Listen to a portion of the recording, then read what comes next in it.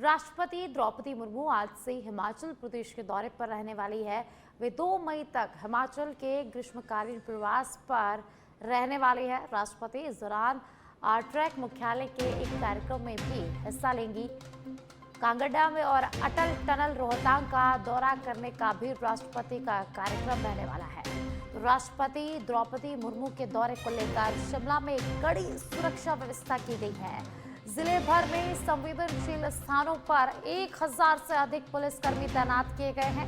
हालांकि शहर में कोई स्थायी यातायात प्रतिबंध नहीं लागू किया गया। आम जनता, पर्यटक और दैनिक यात्री सामान्य रूप से आवाजाही यहां पर कर सकेंगे।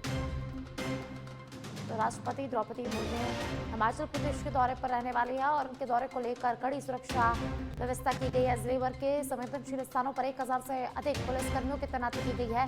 हालांकि शहर में कोई स्थायी यातायात प्रतिबंध लागू नहीं किया गया है।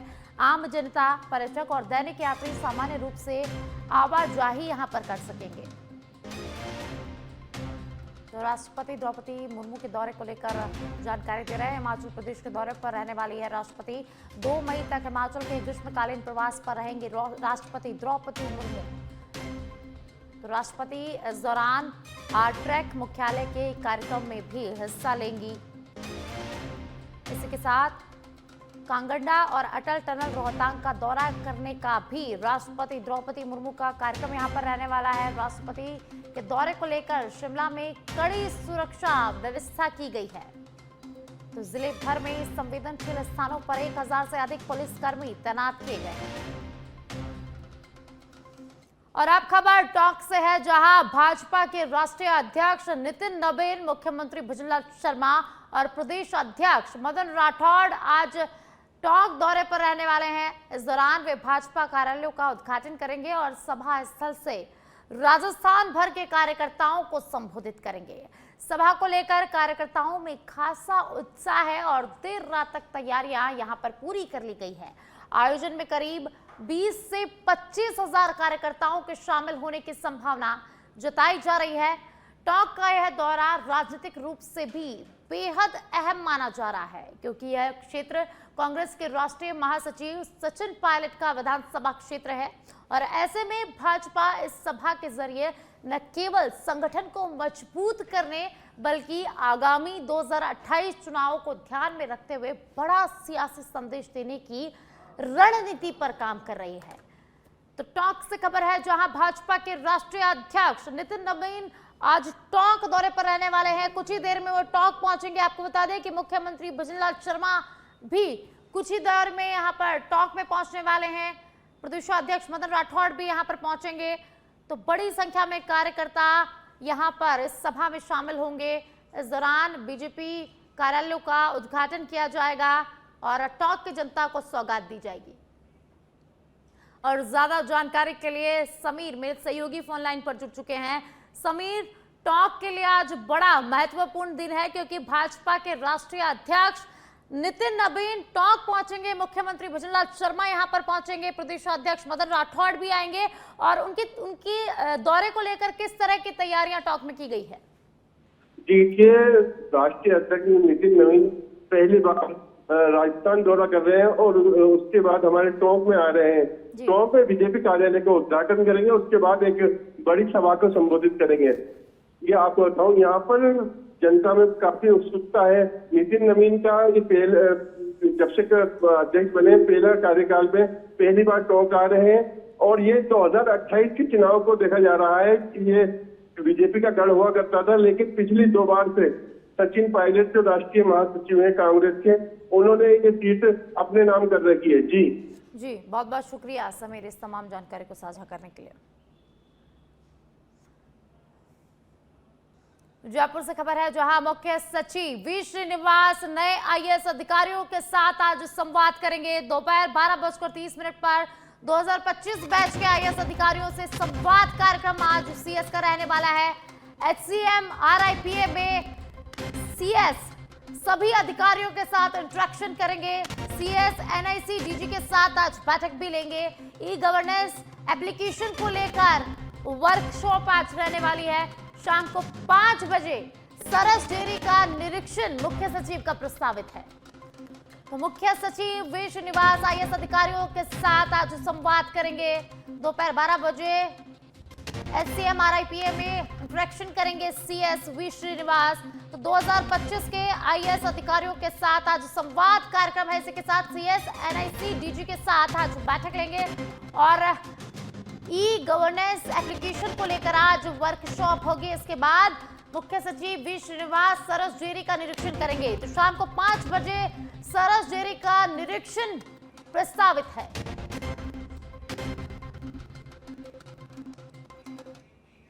और अब खबर जयपुर से है, जहां पृथ्वी दिवस के अवसर पर 20 शहरों में युवाओं ने डेयरी उद्योग के पर्यावरण और नैतिक प्रभावों के खिलाफ शांतिपूर्ण प्रदर्शन किए हैं। जयपुर के पत्रिका गेट पर एक सार्वजनिक इंस्टॉलेशन के जरिए लोगों को डेयरी से जुड़े जटिल सच को समझाने की कोशिश की गई। प्रदर्शनकारियों ने कृत्रिम गर्भाधान, बछड़ों को मां से अलग करना और दूध उत्पादन बंद होने पर पशुओं की बिक्री जैसे मुद्दों को यहां पर उजागर किया है। उन्होंने बताया कि डेयरी और मांस उद्योग आपस में जुड़े हुए हैं, जबकि इस पर खुलकर चर्चा नहीं होती है। पर्यावरणीय असर की बात करें तो 1 लीटर दूध उत्पादन में भारी मात्रा में पानी खर्च होता है और पशुपालन से निकलने वाली मीथेन गैस जलवायु परिवर्तन को और बढ़ा रही है। सोशल मीडिया पर भी यह मुद्दा तेजी से चर्चा में है। कार्यकर्ताओं का कहना है कि बढ़ती जल संकट की स्थिति में लोगों को अपने खान पान और खाद्य प्रणाली पर गंभीरता से विचार करने की जरूरत है।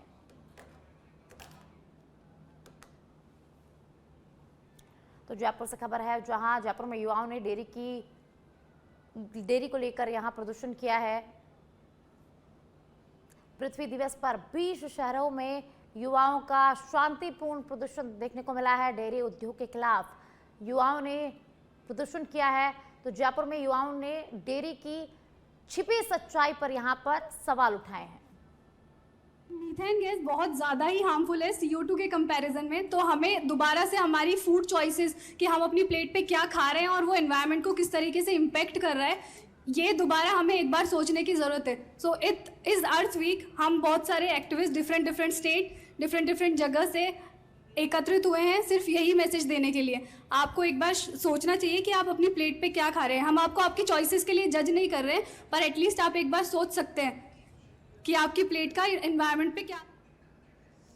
और आप खबर सीकर के अजीतगढ़ से है, जहां एग्री बायोटेक फैक्ट्री में C2 यूनियन की आम सभा का आयोजन किया गया, जिसमें सैकड़ों मजदूरों ने भाग लिया।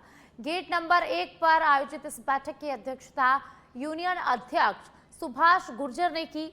सभा के दौरान वर्ष 2026-27 के लिए 14 सूत्रीय मांग पत्र मजदूरों के सामने रखा गया है, जिसे सभी ने हाथ उठाकर सर्वसम्मति से मंजूरी दी।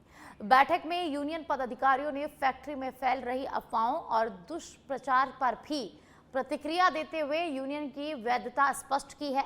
इसके बाद यूनियन प्रतिनिधियों ने कंपनी प्रबंधन के नाम HR मैनेजर को मांग पत्र सौंपा। मांग पत्र में प्रमुख रूप से मजदूरों के वेतन में 20% बढ़ोतरी, जूते, ड्रेस और स्वेटर की व्यवस्था, छुट्टियों में बढ़ोतरी और फैक्ट्री में एम्बुलेंस और बेहतर स्वास्थ्य सुविधाएं उपलब्ध कराने की मांग शामिल है।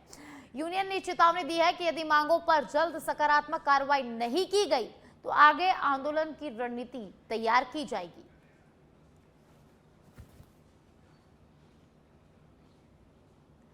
तो अजीतगढ़ से खबर है, जहां वेतन बढ़ोतरी को लेकर कई मांगे रखी गई है और मांगे पूरी नहीं होने पर आंदोलन की चेतावनी भी यहां पर दी गई है। तो अजीतगढ़ में मजदूरों की आम सभा का आयोजन किया गया और इसमें 14 सूत्रीय मांग पत्र को मंजूरी मिली है, सर्वसम्मति से यहां मंजूरी मिली है। वेतन बढ़ोतरी सहित कई मांगे इस मांग पत्र में रखी गई है और इसी के साथ मांगे नहीं मानने पर आंदोलन की चेतावनी भी दी गई है।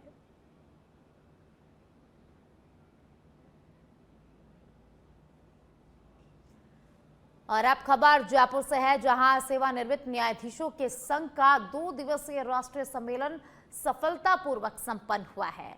25 और 26 अप्रैल को आयोजित इस सम्मेलन में भारत के सर्वोच्च न्यायालय और विभिन्न उच्च न्यायालयों से जुड़े सेवानिवृत्त न्यायाधीशों सहित देश भर की प्रतिष्ठित कानूनी हस्तियों ने भाग लिया। सम्मेलन का मुख्य विषय सेवानिवृत्ति के बाद भी न्यायपीठ रहा, जिस पर विस्तृत मंथन किया गया। इसमें न्यायाधीशों की सेवानिवृत्ति के बाद की भूमिका, उनके अनुभव का समाज हित में उपयोग और न्यायिक व्यवस्था को मजबूत करने के उपायों पर गहन चर्चा हुई। एडीआर यानी कि वैकल्पिक विवाद समाधान और आमजन में कानूनी जागरूकता बढ़ाने पर भी विशेष जोर इसमें दिया गया। कार्यक्रम में न्यायमूर्ति सूर्यकांत मुख्य अतिथि के रूप में शामिल हुए, जबकि आयोजन न्यायमूर्ति संजीव प्रकाश शर्मा के मार्गदर्शन में संपन्न हुआ। सम्मेलन के दौरान न्यायमूर्ति जैनेन्द्र कुमार राका को संघ का राष्ट्रीय अध्यक्ष चुना गया। इस अवसर पर वक्ताओं ने कहा कि सेवानिवृत्त न्यायाधीशों का अनुभव समाज के लिए अमूल्य है, जिसे जन कल्याण और कानूनी साक्षरता बढ़ाने के प्रभावी रूप से उपयोग किया जाना चाहिए।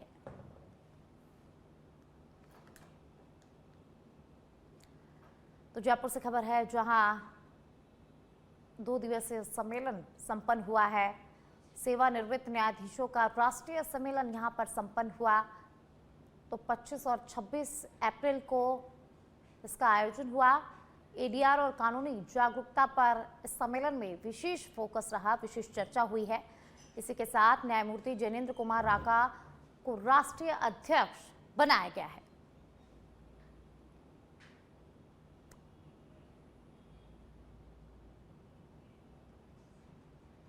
तो जयपुर से खबर है, जहां राष्ट्रीय न्यायाधीशों का राष्ट्रीय सम्मेलन का आयोजन हुआ। 2 दिवसीय राष्ट्रीय सम्मेलन सफलतापूर्वक संपन्न हुआ है। तो इस सम्मेलन में कई मुद्दों पर चर्चा की गई है।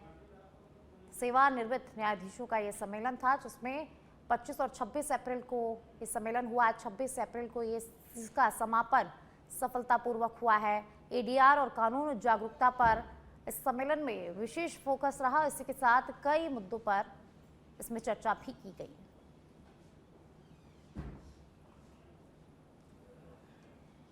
और अब खबर पाली के सोजत से है, जहां ट्रॉमा सेंटर के पास एक अनियंत्रित एम्बुलेंस विद्युत पोल से टकरा गई। ये टक्कर इतनी जबरदस्त थी कि पोल टूट गया और एम्बुलेंस का अगला हिस्सा बुरी तरह से इसमें क्षतिग्रस्त हो गया। हादसे के बाद एहतियात के तौर पर आसपास की बिजली सप्लाई बंद कर दी गई, जिससे किसी बड़े खतरे को टाला जा सके। घटना की सूचना मिलते ही मौके पर लोगों की भारी भीड़ जमा हो गई। गनीमत रही कि एम्बुलेंस में उस समय कोई मरीज मौजूद नहीं था और चालक भी यहां पर सुरक्षित रहा। यदि एम्बुलेंस में मरीज होता या बिजली का करंट फैलता तो बड़ा हादसा यहां पर हो सकता था। सोजत से खबर है, ट्रॉमा सेंटर के पास एम्बुलेंस पोल से टकरा गई। तेज टक्कर से विद्युत पोल यहां पर टूट गया। ये देखिए, ये जो टक्कर थी इतनी भीषण थी कि इससे विद्युत पोल टूट गया है। और अब खबर फलोदी के आऊ से है, जहां जेरिया गांव में 11 केवी बिजली लाइन से में शॉर्ट सर्किट के चलते भीषण आग लग गई, जिसमें एक पशु बाड़ा, कचरे की ढेरी, चारा और खड़ी फसल जलकर नष्ट हो गई है। तेज हवा के कारण आग ने तेजी से विकराल रूप धारण कर लिया। घटना के दौरान खेत में बंधी 2 भैंस और एक गोवंश भी झुलस गए, जिनकी हालत अभी गंभीर बताई जा रही है। आसपास के किसानों और ग्रामीणों ने तुरंत मौके पर पहुंचकर दमकल की मदद से आग पर काबू पाया, लेकिन तब तक रामू राम बिश्नोई के खेत में भारी नुकसान हो चुका था। सूचना पर पहुंचे पटवारी ने नुकसान का आकलन किया, जबकि ग्रामीणों ने प्रशासन से पीड़ित परिवार को जल्द मुआवजा देने की मांग की है।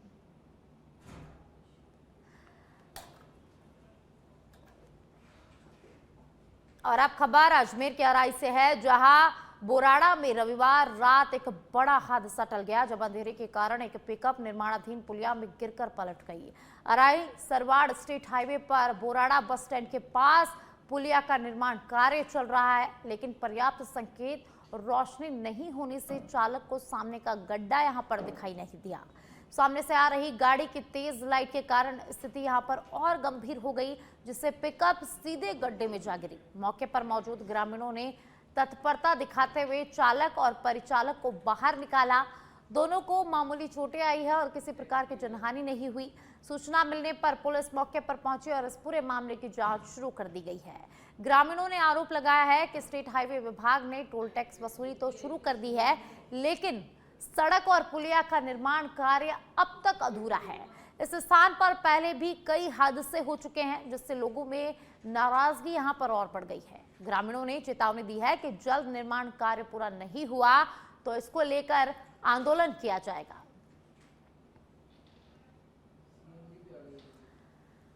बांसवाड़ा से खबर है, जहां बांसवाड़ा जिले के टामटिया गांव में पुरानी रंजिश को लेकर दो पक्षों के बीच हिंसक झड़प हो गई, जिसमें एक युवक की कुल्हाड़ी से वार कर हत्या कर दी गई। घटना के बाद मृतक के परिजन और ग्रामीण आक्रोशित हो उठे और आरोपी पक्ष के बाड़ों और घरों में तोड़फोड़ कर आगजनी कर दी गई। हालात इतने बिगड़ गए कि करीब 20 घर आग के हवाले हो गए। वहीं कई बाइक और मवेशी भी जलकर इस हादसे में राख हो गए हैं। सूचना पर पहुंची पुलिस टीम पर भी भीड़ ने पथराव कर दिया, जिसके बाद हालात काबू में करने के लिए जिला मुख्यालय से अतिरिक्त पुलिस बल को बुलाया गया। पुलिस अधीक्षक सुधीर जोशी खुद मौके पर पहुंचे और स्थिति को उन्होंने नियंत्रित किया। आग बुझाने पहुंची फायर ब्रिगेड की टीम को भी विरोध का सामना करना पड़ा है। फिलहाल गांव में स्थिति तनावपूर्ण बनी हुई है, लेकिन नियंत्रण में बताई जा रही है। घटना के बाद आरोपी पक्ष के लोग छोड़कर यहां से फरार हो गए। मृतक युवक के शव को मोर्चरी में रखवा दिया गया है और पोस्टमार्टम को लेकर पुलिस और परिजनों के बीच सहमति बनाने का प्रयास जारी है।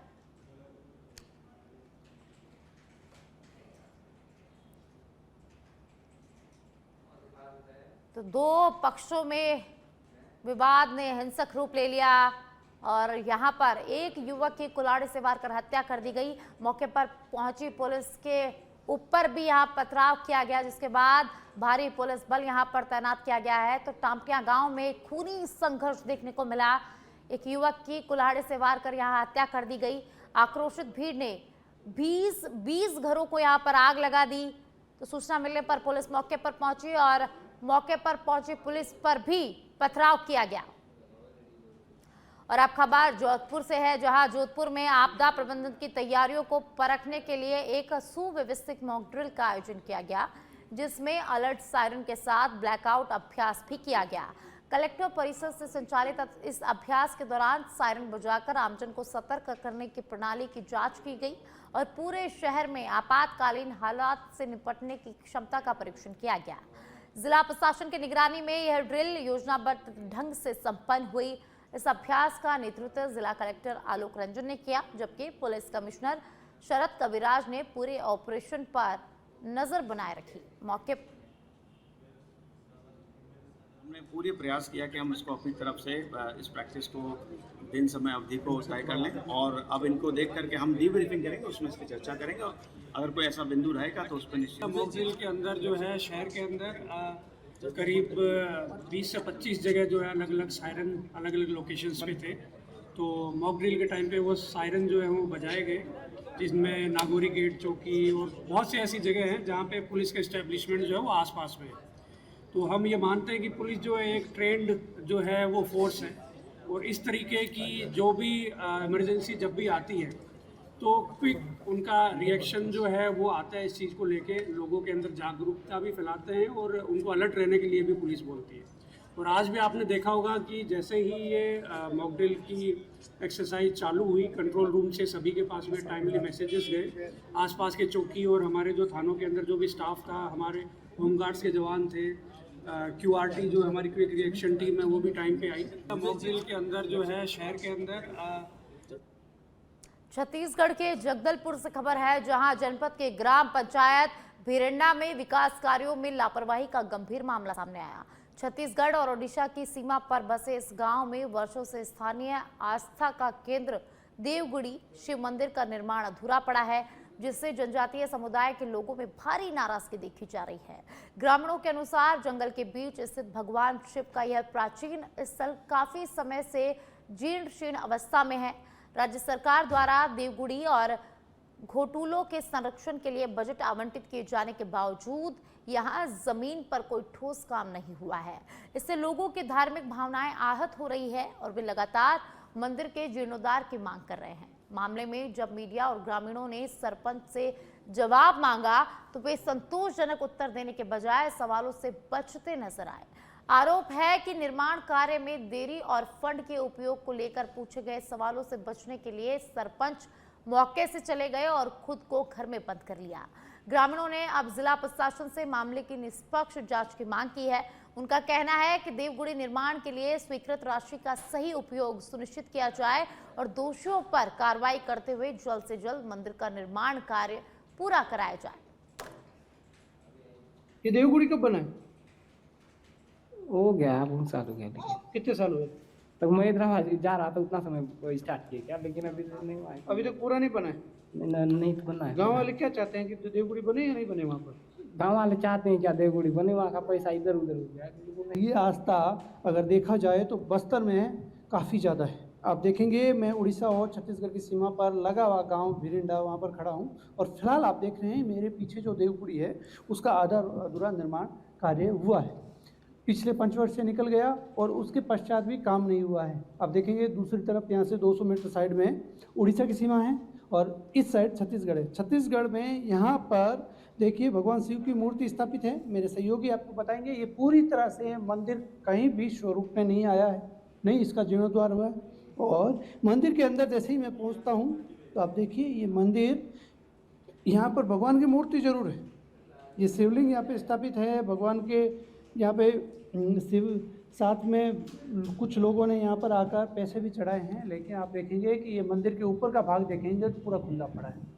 मंदिर पूरी तरह से अपने स्वरूप में नहीं है और इसका सबसे बड़ा जिम्मेदार है यहाँ का सचिव और सरपंच। उनकी जिम्मेदारी इसलिए आती है कि उन्होंने भरोसा तो दिलाया कि यहाँ पर कार्य होगा, लेकिन अभी तक आप देख सकते हैं इसका कार्य पूरा नहीं हुआ है। जंगल के बीच में जनजातीय वर्ग के लोगों की आस्था, सरकार एक तो बोलती है जनजातीय लोगों की जय बोलकर सत्ता में आई, लेकिन उस वर्ग के लोगों को किस तरह से अवहेलना की जा रही है। आप देखेंगे यहाँ पर नीचे मड़ई लगती है, मेला लगता है जो इस मंदिर के लिए भरा जाता है, लेकिन आज तक यहाँ पर इस मंदिर का जीर्णोद्वार नहीं होना, मंदिर का काम पूरा नहीं होना, कहीं ना कहीं शासन के ऊपर एक अंगुली उठाता है, क्योंकि शासन की मंशा अनुरूप काम होना चाहिए था, वो काम अभी भी नहीं हो चुका है। 2 राज्यों से सीमा सटी हुई है जिस गांव की, जिसमें इसमें कुछ भक्त उड़ीसा के भी यहाँ पर आते हैं और छत्तीसगढ़ के भी आते हैं। और इसमें कहीं ना कहीं ये दिखाता है कि सरकार तो भरकम प्रयास करती है, लेकिन सरकार के जो नुमाइंदे हैं जो गांवों तक पहुंच रखते हैं, उनकी मंशा ये नहीं है कि गाँव में कहीं भी विकास हो, कहीं भी लोगों की आस्था ही क्यों नहीं हो, उनके साथ में भी वो खिलवाड़ कर रहे हैं। और वो खिलवाड़ इसलिए कह रहा हूँ, और देख सकते हैं कि पूरी तरह से ये मंदिर जो अभी एक सिर्फ अवशेष बन के यहाँ पर खड़ा है, अब इसके ऊपर क्या प्रशासनिक अधिकारी कार्रवाई करेंगे या फिर किसी। कैमरामैन सोमेश के साथ आरव सिन्हा, सच बेदड़, जगदलपुर बस्तर।